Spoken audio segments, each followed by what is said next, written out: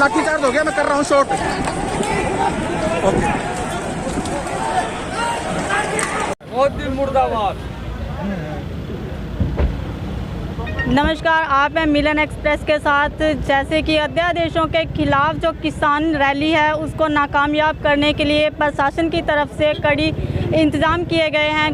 जो highway NH1 पर जो किसान हैं उनको रोक लिया गया है, यहीं पर उनका प्रदर्शन जारी है। एक तरह से अगर देखा जाए तो किसान जो हैं उनकी रैली को सफल करने के लिए प्रशासन की तरफ से उनका सहयोग है। NH1 जो कि बिल्कुल जाम किया गया है। आइए किसानों से उनसे जानते हैं कि आगे के लिए उनकी रणनीति क्या रहने वाली है। जी सर, पहले हम बता देते हैं कि हमने रोड जाम नहीं किया है। हमने रैली रखी थी। कोविड की आड़ में सरकार ने 3 काले अध्यादेश सरकार किसानों के ऊपर थोप दिए हैं, जो किसानी को और छोटे व्यापारी को और आड़ती को बर्बाद करने का काम करेंगे। मैं आपको बता देना चाहता हूं, सरकार कोविड की आड़ में किसानों को मारने का एक प्रोपोगंडा काले 3 अध्यादेश लाई है, उसके खिलाफ ये रैली थी। हमने जाम नहीं लगाया, सरकार ने रैली करने की अनुमति नहीं दी। हमने उनको चेतावनी दी थी कि ये अध्यादेश आप वापस लो, उन्होंने वापस नहीं लिए। अब किसानों ने अपना हक और अधिकार मांगने के लिए यह रैली रखी गई थी। हमें रैली नहीं करनी थी। किसानों को बदनाम करने के लिए यह रोड जाम उन्होंने खुद कराया। इसके लिए प्रशासन, मोदी सरकार, खट्टर और गद्दार दुष्यंत चौटाला वो जिम्मेवार है, जिसने किसानों की पीठ के अंदर छुरा घोंपने का काम किया है।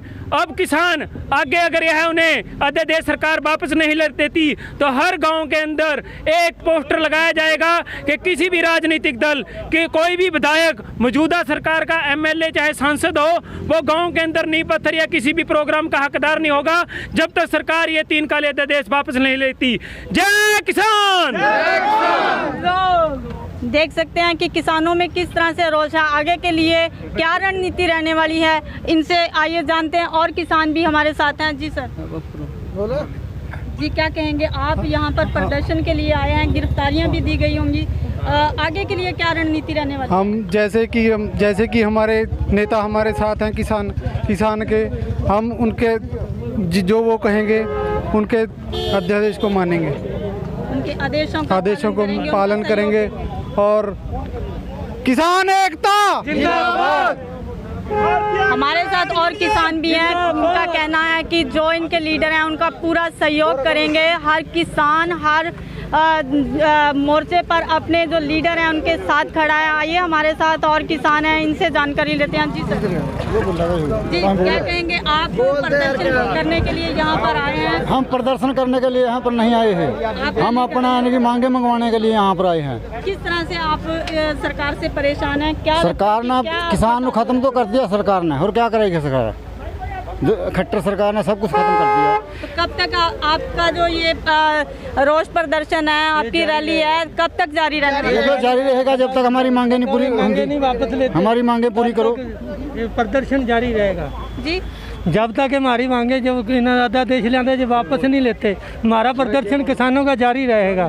आर पार की लड़ाई होगी इसके साथ, मोदी के साथ। सर, सरकार की तरफ से बयान आया था कुछ दिन पहले, जो प्रदेश अध्यक्ष हैं किसान मोर्चा के समय सिंह भाटी, उनका बयान था कि जो आप सुझाव दे सकते हैं, जो उपयोगी सुझाव होंगे उनको वो अमल में लाएंगे। क्या इनको कई मांग पत्र दिए, इन्हें कुछ नहीं है तो झूठे बुलावे देते हैं, कुछ नहीं करते हैं। ये मोदी सरकार तो किसान विरोधी है, आड़ती की विरोधी, व्यापारी की विरोधी, मोटे व्यापारी की सरकार है। सबको मारने में चल रहे हैं। गरीब मजदूर को तो मार देगी, किसान को ये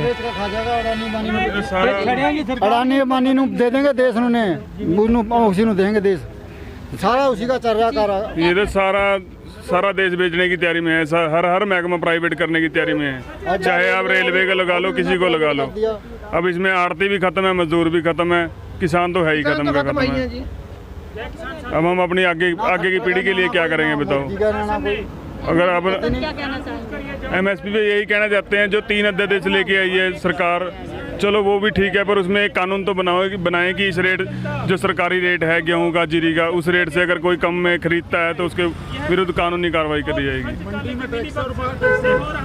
दुष्यंत चौटाला सरकार की गोद में बैठा हुआ है, ना वो कुछ बोल रहा है ना कुछ, बस वो भी बैठा, वो भी अपने पिता को जेल से निकलवाने के चक्कर में इन भ्रष्टाचारियों के साथ मिला हुआ है। उनको तो सिर्फ ठेके की चिंता है और बाकी किसी की चिंता नहीं है। अगर आप पर एकड़ अपनी जमीन रहन पर लेते हैं तो क्या आपकी कॉस्ट लगती है उस पर, और कितनी बचत इसमें से होती है आपको? लैंड पे तो अब ये लगाओ 45,000 50,000 रुपये पर ईयर का हम देते हैं अगर किसी से भी लेते हैं। उसमें कॉस्ट का तो ऐसा है कि आप ये लगा के चलो, अगर हम जीरी और गेहूँ उसके अंदर उगाते हैं तो जोर लगा के 10,000 रुपये बड़ी मुश्किल से बचता है। वो भी बचता नहीं है, वो भी तब बचेगा अगर परमात्मा हमारे साथ होगा। अगर परमात्मा साथ वो भी नहीं बचता जी, फिर तो ये 10-20 हज़ार रुपये जेब से डालने पड़ेंगे। अगर आपकी फसल के साथ बाढ़ ग्रस्त होती है, आपकी फसल बर्बाद होती है तो 2,000 रुपये सरकार आपको पर एकड़ के हिसाब से देती है, उसके लिए क्या कहना? क्या करें मैडम? क्या मैडम? सर, अगर आपकी फसल पे जैसे बाढ़ आ जाती है या किसी कारण से प्रकृति की मार से आपकी फसल बर्बाद होती है, उस पे सरकार आपको जो बीमा राशि भी देती है, उसके लिए क्या कहना? उसमें भी मैडम इन्होंने मैडम ये कर रखा है, बीमे में ना आग का क्लेम है ना बारिश का क्लेम है, कोई क्लेम नहीं है। वो भी एक गांव की अगर 70% 75% सबकी खराब होगी तो वो बीमा के अंदर आएगी, अगर 2-4 जिम्मेदारों की खराब होगी तो वो भी क्लेम नहीं मिलेगा, कुछ नहीं है। अगर सरकार आपकी जो मांगे हैं उसको लेकर रजामंद नहीं होती तो इसके लिए आगे की क्या रणनीति रखोगे? आगे तो यहाँ मर जाएंगे या मार देंगे जी, बस यही होएगा। तो देख सकते हैं कि किसानों में किस तरह से रोष है। किसान मानता है कि जो भाजपा सरकार है वो किसान विरोधी सरकार है, किसान की हत्या करने की जो सरकार है वो काम कर रही है। किसान बिल्कुल सरकार के खिलाफ है। जब तक कि सरकार उनकी मांगों को लेकर नहीं मानती, जब तक इनका ये जो प्रदर्शन है यूं ही जारी रखने वाला है, ये अभियान यूं ही चलता रहेगा। बने रहिए मिलन एक्सप्रेस के साथ। मंजीत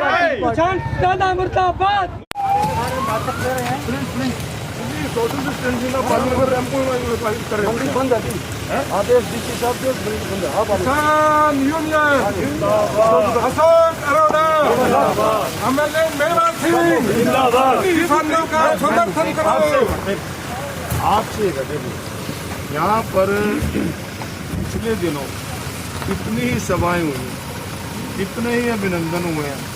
अभी परसों ही इस्माइलाबाद में उनका जो किसान यूनियन मोर्चे का प्रधान है रैली करके गया।